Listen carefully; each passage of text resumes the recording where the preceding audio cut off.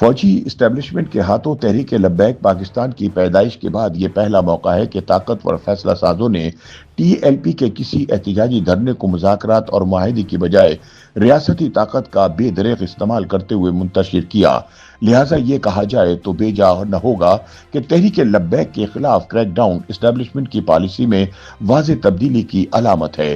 یاد رہے کہ آخری مرتبہ فیصلہ سازوں نے نومبر 2024 میں اسلام آباد کے ڈی چوک میں دھرنا دینے والے تحریک انصاف کے مظاہرین کو بھی مذاکرات کی بجائے ریاست کی طاقت کے زور پر منتشر کیا تھا، جس کے بعد سے پی ٹی آئی کی اسٹریٹ پاور ختم ہو چکی ہے۔ بتایا جاتا ہے کہ مرید کے میں تحریک لبیک کے دھرنا مظاہرین کے خلاف ہونے والا آپریشن کلین اپ بھی اسی طریقے سے کیا گیا جیسے اسلام آباد کے ڈی چوک میں کیا گیا تھا۔ رات کے 2 بجنے کا انتظار کیا گیا، پھر اچانک علاقے کی لائٹ بند کر دی گئی اور پھر رینجرز اور پولیس کی جانب سے آپریشن کلین اپ شروع کر دیا گیا۔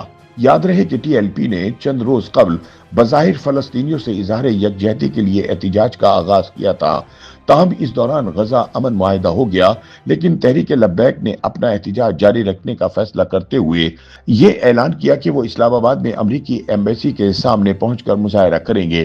اس دوران فیصلہ سازوں کو مظاہرین سے مذاکرات کا مشورہ بھی دیا گیا، لیکن بالآخر ایک بڑے کریک ڈاؤن کا فیصلہ ہوا جس کے نتیجے میں احتجاج کرنے والے مظاہرین منتشر ہو گئے۔ اس دوران ایک ایس ایچ او سمیت چند پولیس والوں کی جانیں گئیں اور کچھ مظاہرین بھی مارے گئے۔ یہ اطلاع بھی ہے کہ تحریک لبیک کے بانی علامہ خادم حسین رضوی کے بڑے صاحبزادے سعد رضوی پولیس سے جھڑپ کے دوران گولی لگنے سے زخمی ہو چکے ہیں، تاہم وہ دھرنا منتشر ہونے کے بعد سے منظر عام پر نہیں آئے اور ان کے حوالے سے صورتحال واضح نہیں ہے۔ سیکورٹی تجزیہ کار اگرچہ متفق ہیں کہ مذہبی انتہا پسند گروہوں کے خلاف کارروائی ضروری ہے، تاہم وہ حکام کے طرز عمل پر اختلاف رکھتے ہیں۔ کچھ کا ماننا ہے کہ اس وقت کارروائی کی ضرورت نہیں تھی اور معاملہ کسی اور طریقے سے حل کیا جا سکتا تھا، جبکہ دیگر کے مطابق یہ ایک نایاب موقع ہے جب ریاست نے مذہبی بنیادوں پر کیے جانے والے احتجاج کے خلاف سخت موقف اختیار کیا اور ریاست کی کھوئی ہوئی ریٹ بحال کی۔ یہ بھی کہا جا رہا ہے کہ تحریک لبیک کے دھرنے پر کریک ڈاؤن کا فیصلہ عسکری قیادت کی منظوری سے ہوا اور اس کا بنیادی مقصد یہ پیغام دینا تھا کہ اب پاکستان میں جتھوں کو اپنی طاقت دکھانے کی اجازت نہیں دی جائے گی۔ سیکورٹی تجزیہ کار عامر رانا کا کہنا ہے کہ کچھ عرصے سے تحریک لبیک والے باقاعدہ منصوبہ بندی کے تحت مذہبی اقلیتوں کے خلاف سرگرم ہو چکے تھے۔ اس کے کارکنان اللہ اور اس کے رسول کے نام لیوا ہونے کے باوجود گلی محلوں میں بدماشی کر رہے تھے، لوگوں کو گستاخ رسول قرار دے کر نہ صرف بلیک میل کیا جاتا تھا بلکہ انہیں گرفتار بھی کروا دیا جاتا تھا۔ ایسے میں ٹی ایل پی کو ریاستی ریٹ دکھانا ضروری ہو گیا تھا۔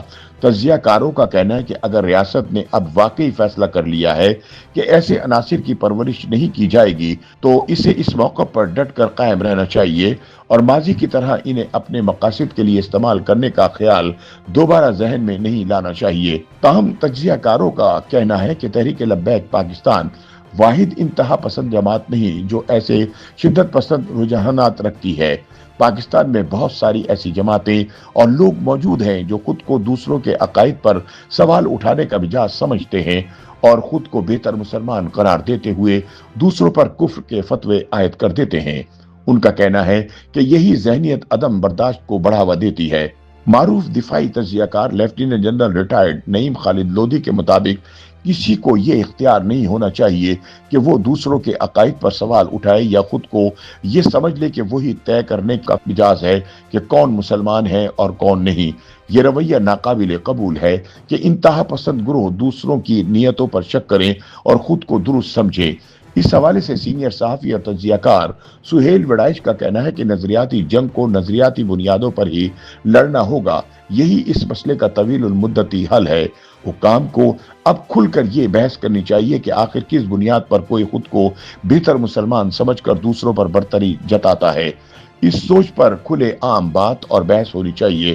تحریک لبیک کے خلاف ریاستی کریک ڈاؤن کے حوالے سے ان کا کہنا تھا کہ اگرچہ یہ کارروائی مذہبی شدت پسندوں کے حوالے سے ریاستی پالیسی میں واضح تبدیلی کی علامت ہے، لیکن اس کی کامیابی کا انحصار اس بات پر ہوگا کہ آیا حکومت طویل المدت بنیادوں پر اپنے اس موقف پر قائم رہتی ہے یا نہیں۔